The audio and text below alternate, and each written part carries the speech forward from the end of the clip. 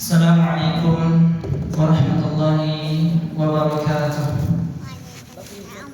Innal hamdalillah nahmaduhu wa nasta'inuhu wa nastaghfiruh wa na'udzu billahi min shururi anfusina wa min sayyiati a'malina. Man yahdihillahu fala mudilla lahu wa man yudlil fala hadiya lahu. Asyhadu an la ilaha illallah wahdahu la syarika lah. Asyhadu anna Muhammadan abduhu wa rasuluh. Qala Allah Ta'ala fi kitabihil karim, ya ayyuhalladzina amanu taqullaha haqqa tuqatih wa la tamutunna illa wa antum muslimun. Ya ayyuhan nasu taqu rabbakum alladzi khalaqakum min nafsin wahidah wa khalaqa minha zawjaha وبث منهما رجالا كثيرا ونساء واتقوا الله الذي تساءلون به والأرحام إن الله كان عليكم رقيبا. يا أيها الذين آمنوا اتقوا الله وقولوا قولا سديدا يصلح لكم أعمالكم ويغفر لكم ذنوبكم ومن يطع الله ورسوله فقد فاز فوزا عظيما. أما بعد. Alhamdulillah, segala puji bagi Allah Subhanahu wa taala. Ikhwani fillah rahimani rahimakumullah. Pada hari ini Ramadan kelima, insyaallah taala kita akan memulai pelajaran dasar dari ilmu bahasa Arab. Kenapa kita harus belajar bahasa Arab? Karena Al-Quran itu diturunkan dengan bahasa Arab. Inna anzalnahu Qur'anan Arabiyyan la'allakum ta'qilun. Sesungguhnya kami menurunkan Al-Quran itu dalam berbahasa Arab agar supaya mereka ta'qilun, berakal, memahami sesuatu. Dan ketahuilah bahwa di bulan Ramadan ini duduknya kita, berkumpulnya kita, yang harus kita pahami itu adalah ibadah kepada Allah Subhanahu wa taala. Maka kalau ibadah artinya seseorang harus apa? Harus ikhlas. Harus dia mengikhlaskan ibadahnya hanya untuk Allah Subhanahu wa taala. Harus dia jujur. Untuk apa kita belajar? Belajar itu untuk mengangkat ketidaktahuan, yang mana dasarnya tadi kita tidak ada ilmunya. Sekarang alhamdulillah kita belajar untuk mengangkat ketidaktahuan itu. Itu bukunya kasih yang belum, Pak, yang belum. Jadi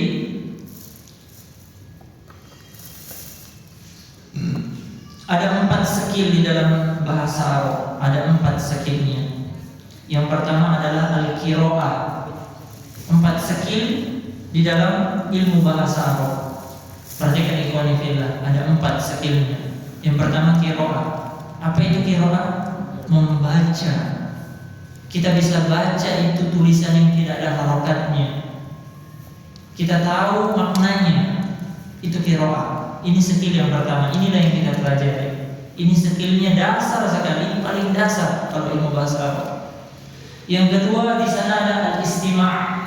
Al-istima' kalau orang Arab berbicara bahasa Arab, kita dengar, kita paham. Itu namanya al-istima'. Itu tingkat skill yang kedua, skill yang kedua itu. Kemudian yang ketiga al-muhaddatsa, bisa berbicara. Iya. Mendengar tadi istima', yang ketiga dia bisa berbicara. Ya, kalau selama ini kita kan bisa bicara kalau Al-Quran kita baca, hadis kita baca, belum bisa bercakap. Nah, itu ada skill lagi tersendiri. Kemudian yang terakhir al-kitabah, yaitu menulis. Ya, dengan apa? Dengan cara metode bahasa Arab. Karena ada huruf-huruf yang tidak bersambung, ada yang boleh bersambung. Ya, seperti huruf waw, setelahnya pasti tidak bersambung.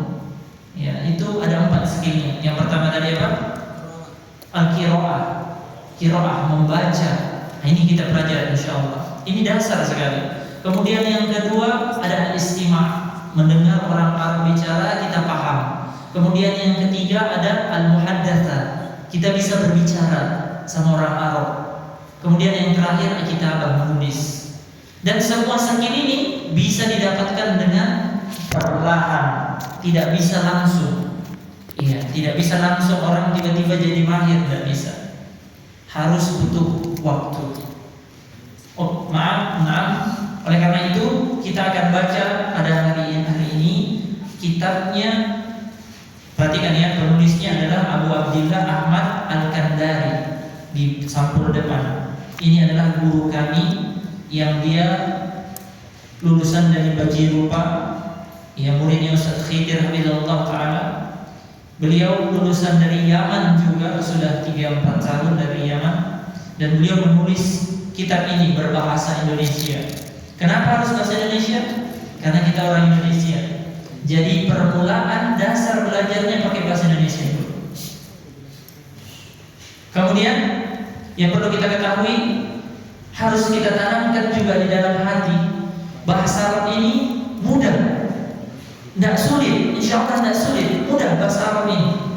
Iya, jangan bilang sulit, karena kalau sudah sulit kita bilang ada di dalam hati itu beban. Jadi katakan di dalam hati kita bahasa Arab itu mudah. Memang mudah. Iya, Allah mudahkan Al-Quran, berarti Allah mudahkan bahasa Al-Quran, bahasa Arab, insyaallah ta'ala.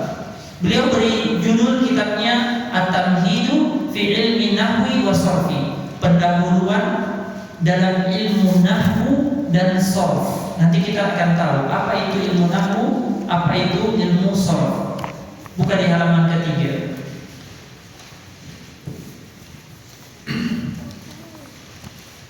Ustazuna Abu Abdillah Ahmad Al-Kandari hafizahullah ta'ala, beliau mengatakan, ya, beliau menulis kata pengantar, yaitu pendahuluan. Tentunya pertama, segala puji bagi Allah. Hanya milik Allah Subhanahu wa ta'ala segala sesuatu. Kita senantiasa menyanjungnya, membesarkannya, mengagungkannya dengan sebenar-benar pengagungan. Kemudian kita bersyukur kepada Allah Ta'ala yang telah mengeluarkan manusia dari perut ibunya dalam keadaan tidak mengetahui apapun. Iya, wallahu akhrajakum min butuni ummahatikum la ta'lamuna syai'an. Ialah Allah yang mengeluarkan dari perut ibu-ibu kalian dalam keadaan tidak tahu. Kita nggak tahu apa-apa. Iya, makanya beliau mengatakan Allah telah mengeluarkan kita dari perut ibu kita dalam keadaan tidak mengetahui apapun. Kemudian Dia menciptakan untuk kita pendengaran. Ya kan? Allah menciptakan penglihatan, hati sebagai apa? Wasilah untuk mendapatkan ilmu pengetahuan. Agar apa? Agar supaya kita bisa mengambil pelajaran dan peringatan dari ayat-ayat Allah Subhanahu wa ta'ala. Ini penting sekali ilmu bahasa Arab.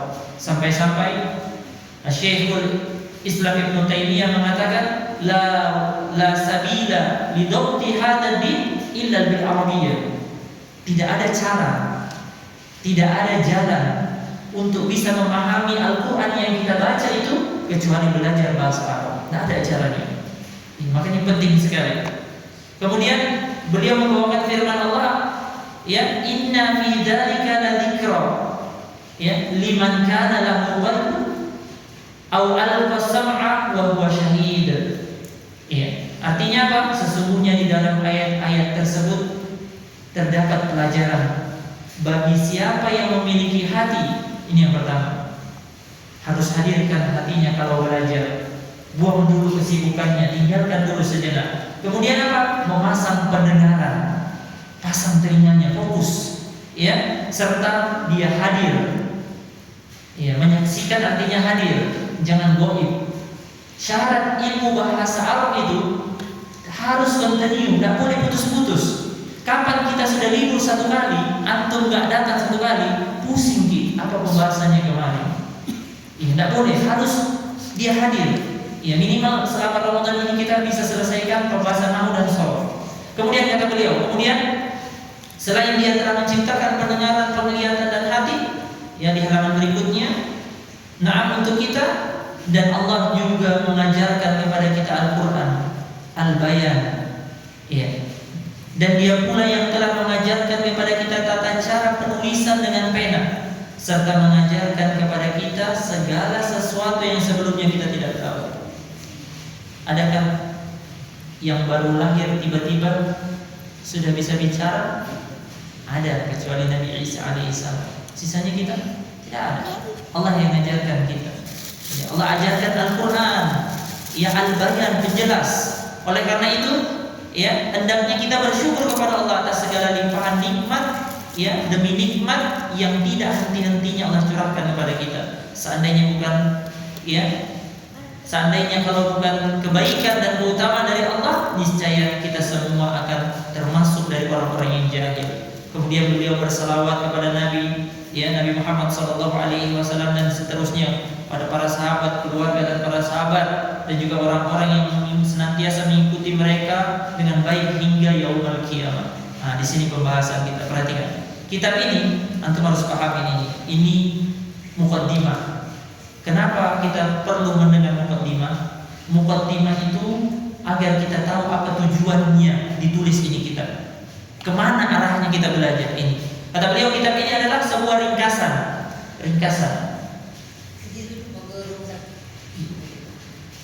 Kitab ini ringkasan, bukan kitab yang panjang lebar. Ini ringkas dalam bidang ilmu nahwu. Nanti dikasih tahu apa itu ilmu nahwu, yang merupakan cabang dari cabang-cabang bahasa Arab. Bahasa Arab itu ada 12 cabangnya. Ada 12. Tapi ibu dan bapaknya adalah nahwu dan sharaf. 2 saja. Ini nahwu, nanti setelah selesai nahwu sharaf. Cabangnya ada 12. Ada 12 cabangnya. Ya. Ibu bapaknya yang harus kita pelajari adalah nahwu dan sharaf. Makanya ini yang paling penting kata beliau. Kemudian kami menyusun dengan tujuan sebagai pendahuluan di dalam mempelajari ilmu bahasa Arab dan sebagai pengantar bagi orang yang ingin mempelajari matan al-ajrumiyah setelah ini. Itu kitab nahwu tingkatan setelah ini. Tingkatan dasar sebenarnya. Tapi karena kita orang Indonesia kita harus bahasa Indonesia dulu biar supaya masuk pelajarannya.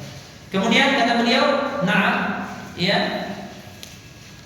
yang berberkah di akhir kitab ini kami juga mengikutkan dasar ilmu sharaf. Ada ilmu sharaf. Nanti ada perbedaan apa nahwu apa sharaf sebagai pijakan untuk memahami kitab sharaf yang berbahasa Arab.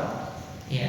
Kemudian kita lewati ada metodologi ya dari beliau itu cara penulisan. Beliau tidak panjang-panjang menulisnya, pendek, tidak bertele-tele, yang ringkas-ringkas saja. Ya.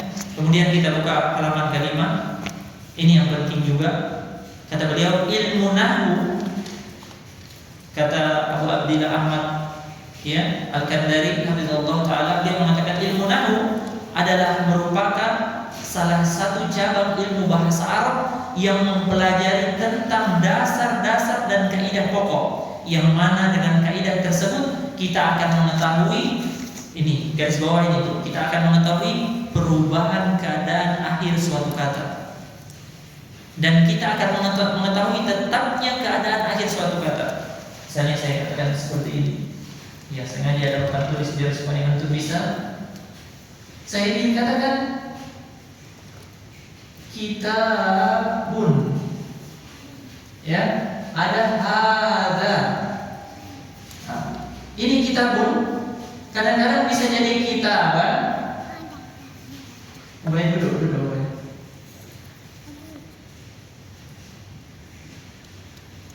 Kitaban kadang-kadang bisa jadi kitabin, ya. Sementara hada dia akan selalu jadi hada, tidak akan berubah. Yang dibahas di ilmu nahwu keadaan akhir dengan dhamma, dengan fathah, dengan kasrah. Ini yang pertama. Yang dibahas lagi yang satunya tetapnya keadaan akhir, tidak berubah. Hada. Ini yang dibahas. Ini ilmu nahwu, pembahasan kata akhirnya. Kalau ilmu sharaf, perubahan dari ini, timbangannya. Ada kata ba, ada yang tubuh, yang tubuh. Ini semua bangunannya namanya sorof. Ya, adapun pembahasan akhir-akhirnya namanya nahwu. Bisa dipahami sampai di sini? Hah? Ya, nanti ini dia kaitannya. Ini kaitan ilmu nahwu, ini penting, ini dasar sekali. Jadi kalau ditanya ilmu nahwu itu apa? Pembahasan akhir dari sebuah kata. Sorof itu apa? Bangunan katanya yang berubah. Iya kan? Nah, baik, kita buka di pasal yang pertama. Faslun fil mustalahati al-awwaliyah. Beberapa istilah dasar di halaman ke-6, beberapa istilah dasar dalam ilmu nahwu. Yang pertama, kita mengenal harokat. Sudah bisa mengaji ya semua, alhamdulillah, mengenal harokat. Ada harakat dhammatain, ada fathatain, ada kasratain, ada sukun. Itu semuanya harokat. Makanya kata beliau, buka halaman setelahnya, ya, pembahasan tentang harokat, mengenal harokat. Harokat itu ada 3. Yang pertama ada dhamma, bu, ku, mu. Dhamma ya, perhatikan ya, semuanya bu, ku, mu di halaman ke-7. Lihat di halaman ke-7, itu dhamma. Fathah, bagaimana? Ba, ka, ma. Ya, agak kecil tulisannya, tapi insya Allah masih terlihat. Yang ketiga kasrah, bi, ki, mi. Itu semua namanya harokat. Insya Allah sudah paham.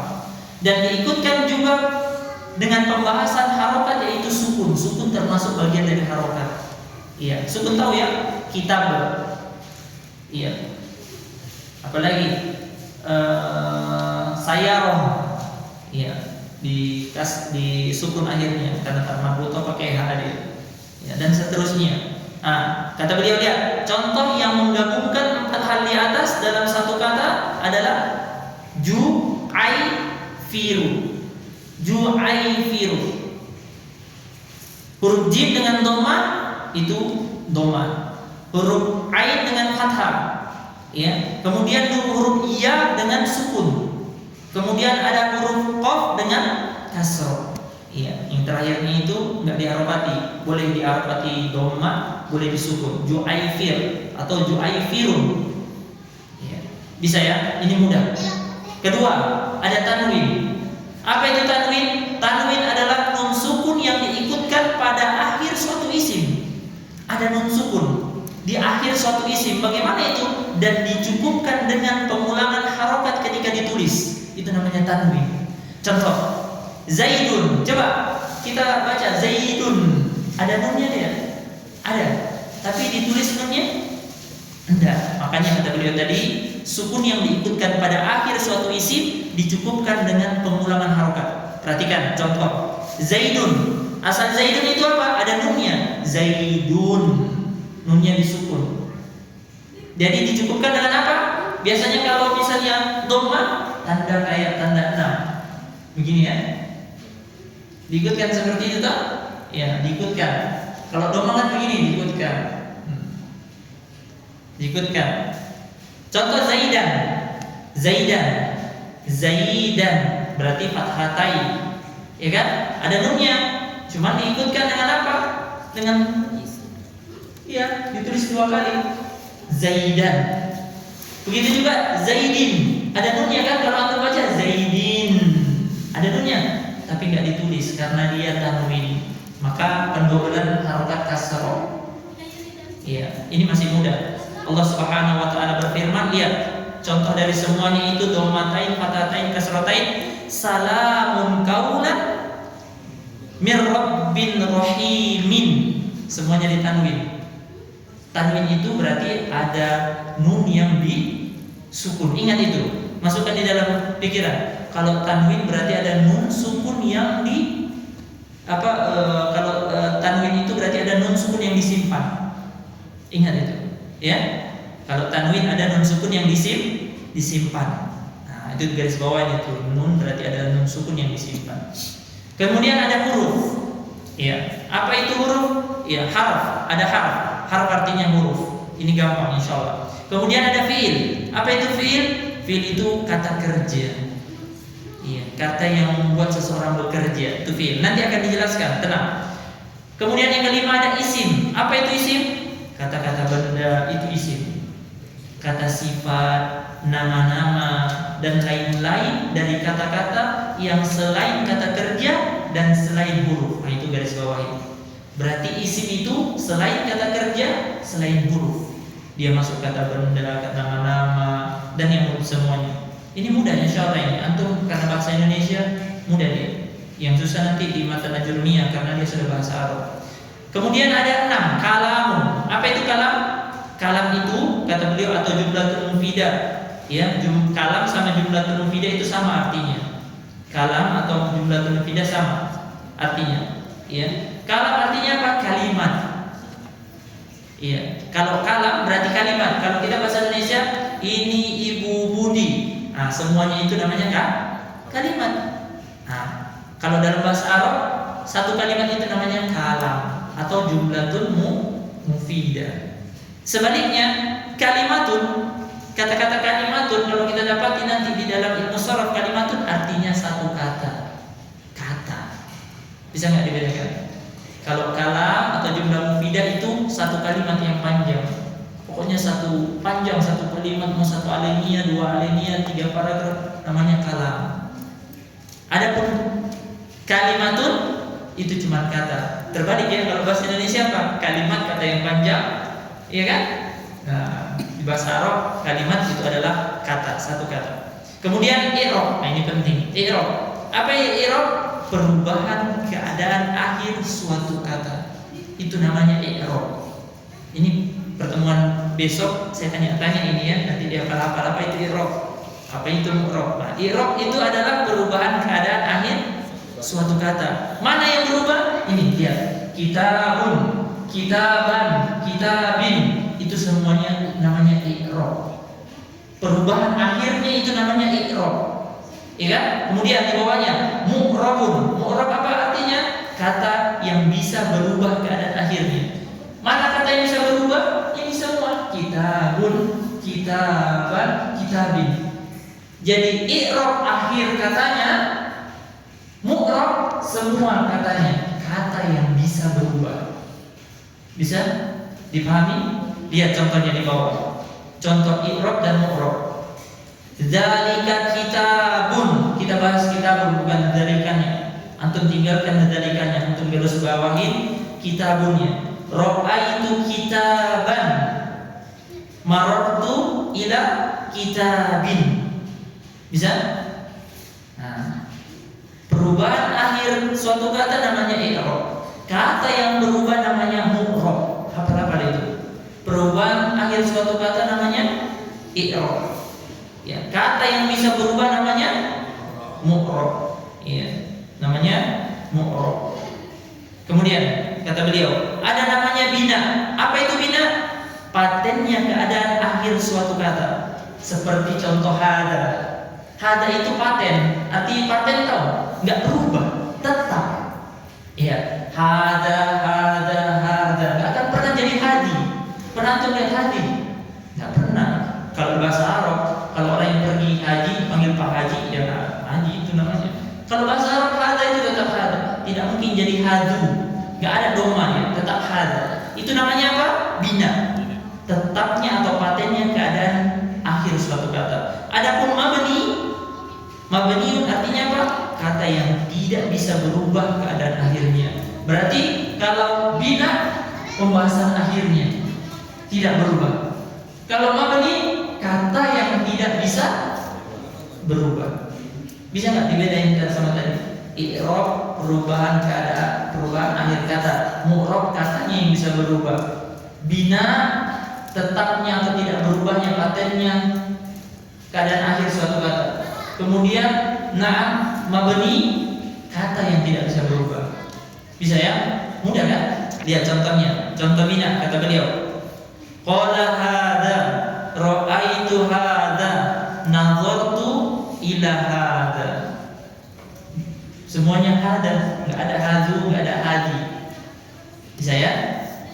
Qala hadza, ra'aitu hadza, nazartu ila hadza. Maka kata beliau, kata hadza pada contoh di atas adalah kata yang mabni, kata yang tidak bisa berubah. Iya kan? Sementara tidak ada perubahan pada harokat huruf akhirnya yaitu huruf alif, dinamakan bina, tetap dia. Bisa. Ya, baru saya rekam tadi, nggak saya pencet, rekam lupa. Nanti insya Allah kita buat grupnya, kirim pelajarannya. Kemudian yang berikutnya ada huruf mu'tal, yang ke-12. Ya, nah, ini penting juga. Huruf mu'tal, huruf illah. Apa itu huruf mu'tal? Alif, waw, dan ya. Antum garis bawahi semua. 3 huruf itu namanya huruf mu'tal, atau biasa kita katakan huruf sakit. Kenapa huruf sakit? Kalau berubah juga keadaannya. Iya. Itu namanya alif, waw, dan ya, namanya huruf mu'tal, huruf sakit. Iya. Yang terakhir ada huruf sahih. Apa itu huruf sahih? Seluruh huruf hijaiyah selain alif, waw, dan ya. Jadi kalau saya katakan sa, ya, saya katakan qawa.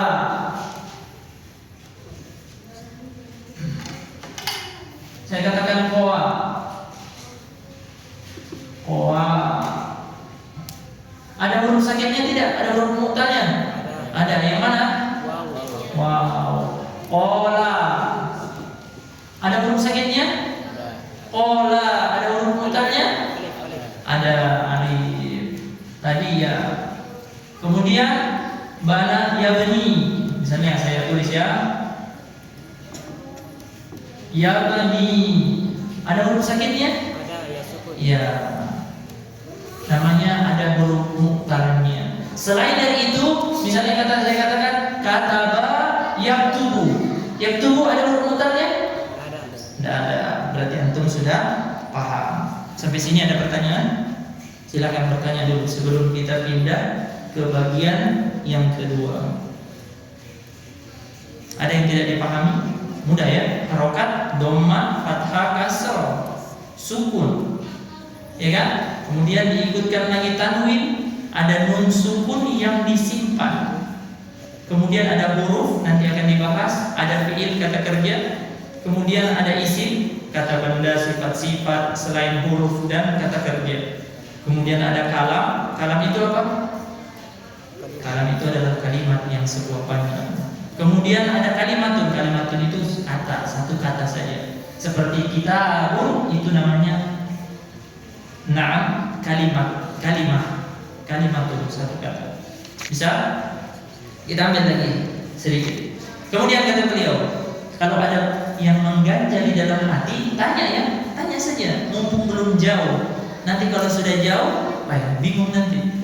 Ya, tanya saja kalau ada yang mengganjal, insyaallah. Faslun fi ajza'il kalami, bagian-bagian penyusun kalimat. Iya, perhatikan ya, bagian-bagian penyusun kalimat. Kata beliau, perhatikan kitabnya semua biar supaya bisa dipahami. Mempelajari bahasa Arab adalah mempelajari tentang ucapan atau kalam, ya, kalamnya orang-orang Arab, ucapan-ucapan orang Arab. Dan kalamnya orang Arab bagiannya cuma 3. Jadi semua yang antum baca di dalam Al-Quran itu cuma 3. Kalau bukan isim, fi'il, atau huruf, itu saja. Tidak ada yang lain. Antum sudah kenal ini isim, fi'il, huruf, ciri-cirinya sudah. InsyaAllah yang lainnya akan lebih mudah. Tidak akan saya katakan mudah ya, akan lebih mudah. Kalau saya katakan mudah, nanti antum bilang pas masuk agak sulit ternyata. Akan lebih mudah. Jadi 3 saja. Kalau bukan isim dia fi'il, kalau bukan fi'il huruf. Ya, makanya kata beliau, jadi Al-Quran dan hadis-hadis Nabi SAW dari awal sampai akhir, ia mengulang-ulangi 3 kata ini saja. Tidak ada keluar lagi. Ya, tidak akan keluar darinya. Begitu pula kitab-kitab para ulama rahimahumullah taala. Jika kata beliau, lihat perhatikan, kalau cuma 3, jika kita sudah mengetahui hal itu, maka yang harus kita ketahui selanjutnya adalah definisi isim, definisi fi'il, dan definisi huruf. Ya, mengetahui hal tersebut serta bagaimana cara kita membedakan satu dengan yang lainnya. Nah, ini penting. Ya kan? Harus tahu. Yang pertama, definisi fi'il. Apa itu fi'il? Ya, fi'il dan harf. Definisi di sini isim, fi'il, dan harf. 3 ya. Definisi isim, fi'il, dan harf. Yang pertama, definisi isim. Apa itu isim? Isim adalah kata kerja yang menunjukkan menunjukkan atas sebuah makna pada dirinya sendiri dan tidak berkaitan dengan waktu. Kalau kata kerja ada waktunya. Kalau saya katakan kata batu, artinya saya telah menulis. Kalau saya bilang kitabun, itu tidak terkait dengan waktu. Namanya kitab, buku, tidak ada waktunya. Tapi kalau saya katakan kata batu, saya telah menulis, artinya sudah selesai saya menulisnya. Nah, itu definisi isim. Isim itu apa? Kata yang menunjukkan atas sebuah makna, makna pada dirinya sendiri dan tidak berkaitan dengan waktu. Contoh, Muhammadun apa ya? Isim, karena dia nama, ya kan? Ada pada dirinya sendiri, jelas. Kemudian ada kitabun juga begitu. Ya, dia punya sebuah makna pada dirinya sendiri, qalam. Kemudian yang kedua, definisi fiil. Nah, fiil di sini kata beliau fiil, ya itu salah tulis ya. Tolong dihilangkan, itu bukan isim, dicoret baru ganti. Fiil adalah salah ketik, biasa salah pena. Itulah, tidak ada yang sempurna. Kitab mana saja yang antum buka, tidak ada yang sempurna kecuali kitab Al-Quranul Karim. Inna nahnu nazzalna dzikra wa inna lahu lahafizun. Sesungguhnya kami lah yang menurunkan Al-Quran dan kami lah yang akan menjaganya. Selain kitab Al-Quran, semuanya ada iskal, salah tulis. Ya, salah tulis namanya. Jadi fiil di sini hapus itu isim. Fiil adalah kata yang menunjukkan atas sebuah makna pada dirinya dan berkaitan dengan waktu. Ada waktunya. Kalau isim tadi dia punya makna pada dirinya sendiri, tidak berkaitan dengan waktu. Kalau fiil dia berkaitan dengan waktu. Apakah itu waktu lampau? Waktu lampau tahu yang sudah terjadi dahulu. Saya katakan, nah, ya, seperti tadi ya, katabtu, saya telah menulis. Qara'tu, saya telah membaca. Ra'aitu, saya telah melihat. Nah, itu fiil namanya. Nanti akan disebutkan. Kemudian itu waktu lampau. Yang pertama ya, dia berkaitan dengan waktu lampau. Yang kedua, dia berkaitan dengan waktu yang sedang berlangsung atau waktu yang akan datang. Lihat contohnya, kataba. Artinya apa? Dia telah menulis. Boleh antum tulis di kitabnya, karena tidak bayar di kitabnya. Tulis saja. Malah kitab yang bersih itu ciri-ciri kitab yang nggak pernah dipelajari. Tapi kalau kitab yang kotor, artinya dia sudah tulis, sudah pernah belajar. Kata artinya dia telah menulis. Kalau yang tubuh, di sini yang tubuh fiil mudhari namanya, nanti insyaallah. Sedang atau akan menulis. Beda ya. Tadi waktunya ada waktu lampau, ada waktu sedang berlangsung atau waktu yang akan datang. Iya. Kataba dia telah menulis. Yang tubuh dia akan atau sedang menulis. Uktub, boleh antum harapati juga ya, boleh. Kataba yaktubu. Yang terakhir uktub kalimat amr, namanya fiil amr. Tulislah. Iya. Kalau saya bilang ikra, baca. Idhab, pergilah. Ya kan? Irji, kembalilah. Nah, itu namanya fiil amr. Nanti insyaallah itu. Jadi yang penting antum tahu dulu, fiil itu dia punya makna pada dirinya, tapi berkaitan dengan waktu. Kemudian yang terakhir, definisi harf. Apa itu harf? Ya, harf adalah kata yang menunjukkan atas sebuah makna yang dapat dimengerti tatkala bersambung dengan isim atau fiil. Harus ada sambungannya huruf. Contohnya, ya, contoh-contoh huruf ini ya, in, lam, lan, thumma, min, ala, la, na'am, itu semuanya huruf. Harus bersambung dengan isim dan fiil baru punya makna. Kalau begini saja dia tidak punya makna. Beda sama isim tadi, punya makna kitabun. Artinya ada maknanya loh. To'amun, makanan. Ya. To'amun ladidun jiddan, makanannya enak sekali. Nah, itu semua punya makna. Toh? Bisa ya? Jadi 3. Kita ambil lagi 5 menit. Kita ambil tanda-tanda yang membedakan isim dan isim, fiil dan huruf. Nah, ternyata ada tanda-tandanya di kuat. Lihat yang pertama, tanda-tanda isim. Isim itu selalu bergandengan dengan alif lam. Jadi kalau ada di dalam Al-Quran yang pakai alif lam, antum katakan itu pasti isim beralif lam. Tahu alif lam kan?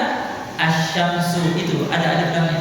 Al-qamaru, Allah, Ar-Rasulu, Al-Qur'anu, ya, As-Sunnatu, Al-Qalamu, Al-Kitabu, Al-Arsyu, Al-Malaku, An-Nabiyyu, Al-Islam.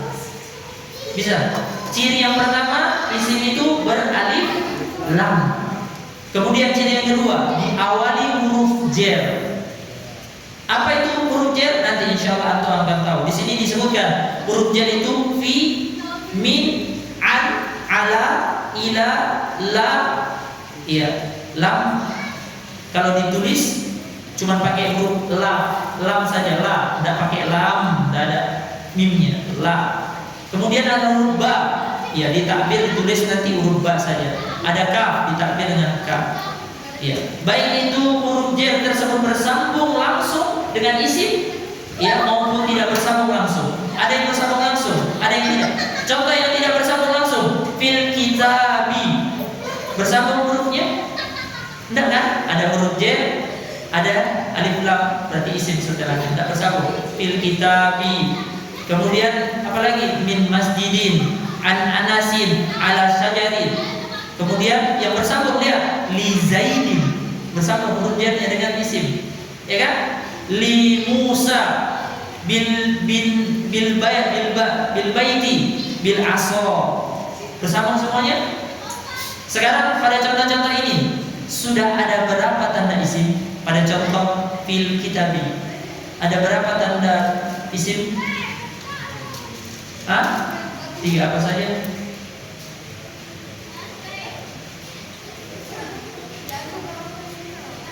Kasroh, ya, padahal kasroh belum kita bahas, tapi beliau kayaknya sudah pernah belajar. Masya Allah, barakallahu. Jadi yang baru dari atas tadi baru 2, beralif, bergandengan dengan alif lam dan dimasuki huruf jar. Sudah 2 tandanya. Tanda yang ketiga dari isim itu huruf terakhirnya berharokat kasroh.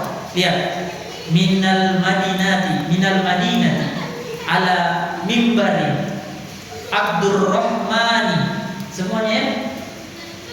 An anasin inda rajuli fawqas samai bismillahirrahmanirrahim. Berarti semua itu bismillahirrahmanirrahim itu isim semuanya.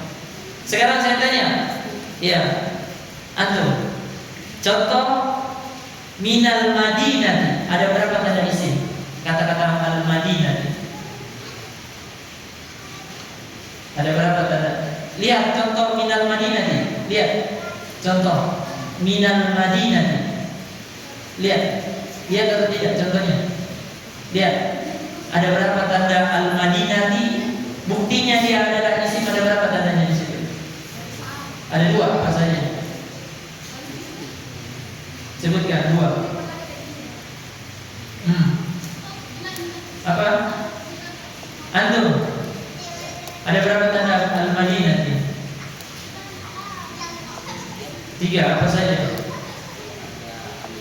Alif lam, didahului huruf jar.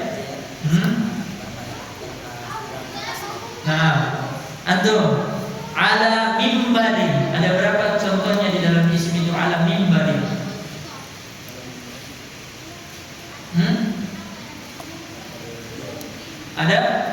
Ada 2. Apa saja? Kasroh, masya Allah, barakallahu fikum. Anasin, antum. Anasin, berapa contohnya? 3, apa saja? Anasin.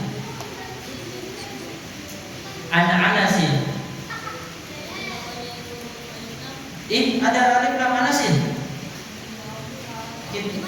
Anasin yang di bawah. Sengaja saya tidak kasih Abdurrahman. Anasin saja. 2, apa saja? Sama? Kasroh. Masya Allah. Seperti itu Ikhwan. Bisa dipahami yang lain? Nah, ini dasar sekali. Masya Allah. Tapi dengan ini dipermudah lagi setelahnya. Bisa Pak Dik? Insya Allah. Coba saya tanya antum sekarang. Nah, contoh as-samai.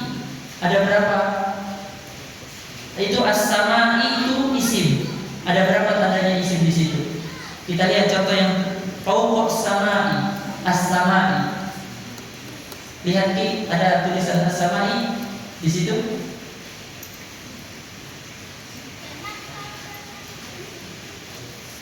As-samai, baris yang kedua dari huruf C, huruf terakhirnya berharokat kasroh. Fauqa as-samai, as-samai. Ya, lihat di as-samai dulu, lihat. Iya. As-samai. Ada berapa tanda isim di situ, Pak? Ada? Ada 2. Apa saja coba sebutkan? Awalannya beralif. As-samai. Ada alif lamnya, Pak? Ada, ya, ada alif lamnya. Kalau tidak ada berarti samaun, ya kan? Ini beralif lam as-samai. Kemudian yang kedua, apa tanda yang keduanya? Didahului diakhiri huruf kasroh. Masya Allah, barakallahu fikum. Jadi ini perlu diperhatikan ikhwan ya. Kemudian yang terakhir, ya, huruf terakhirnya ditanwin.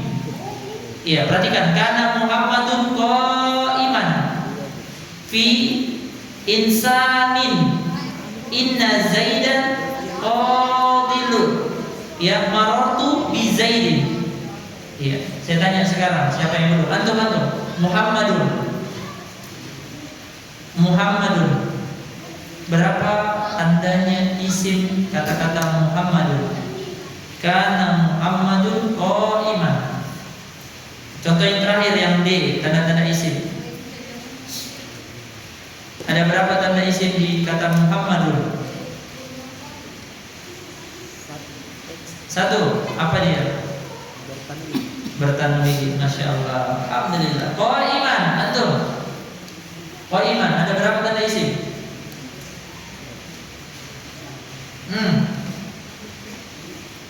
Qa'iman. Ada? 1. Apa? Qa'iman. Ada huruf j di situ. Qa'iman.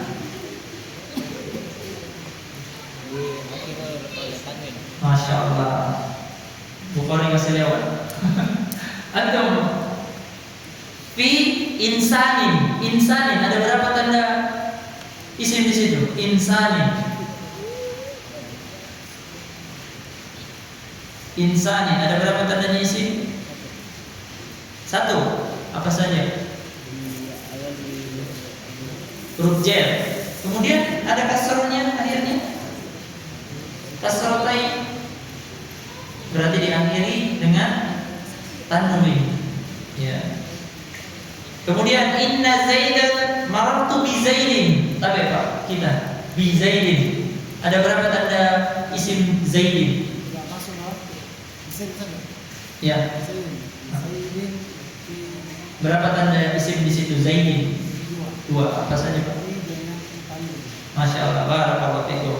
Maka kata beliau, kita lihat sebelum kita tutup. Jadi perhatikan ya, perhatikan itu tulisannya yang paling akhir. Jadi tatkala kita mendapati salah satu dari tanda di atas pada sebuah kata, maka kita bisa menghukumi kata tersebut adalah sebagai isim. 1 saja antum sudah yakin, apalagi kalau ada 2 tandanya. Kalau ada 3 tandanya, berarti harus yakin lagi itu isim. Bisa?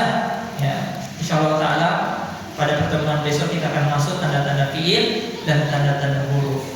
Ada pertanyaan sampai di sini sebelum kita akhiri?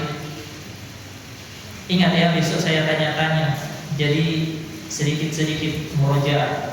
Ya, apa itu i'rab, apa itu mu'rab, apa itu bina, apa itu mabni. Tidak ada pertanyaan? Insyaallah barakallahu fikum kita akhirkan ya, sambil kita menunggu waktu berbuka sedikit lagi. Insyaallah semoga Allah berikan taufik dan hidayah sama antum. Intinya belajar bahasa Arab itu tidak boleh putus. Ya, karena kita selama bulan Ramadan saja kita usahakan bisa selesai kita.